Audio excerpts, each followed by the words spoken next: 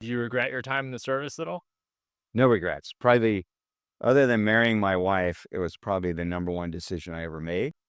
Yeah, so I went back to, came back to Germany, and then, the Army sent me to the advanced course, which was in Indianapolis.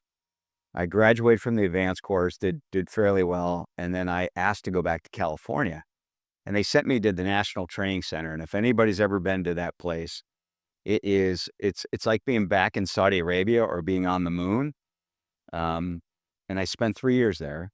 Turned out to be great duty, but my wife cried as we were driving into that duty spot. But it worked out really well because she wound up, getting a job and that turned into some opportunity. And that's when I decided to leave the military. And we wound up in Chicago. I joined the 85th Division. I became a general's aide. After 2 years there, my wife got transferred back to California. And that's when I wound up in San Francisco, part of the 91st Division. 91st Division has an amazing history. A lot of people don't know about it, but they fought up the boot of Italy during World War II. And I was at the division headquarters, close to the two-star general. Great experience, except it sits right underneath the Golden Gate Bridge. Getting to work every day was hell. Yeah, but it was beautiful. Do you regret your time in the service at all?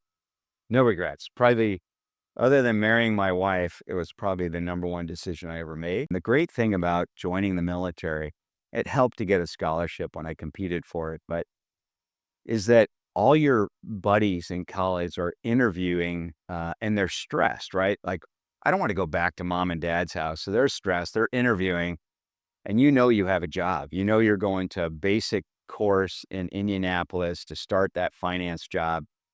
It was just you just got to skate through all that stress that everybody else had to go through. So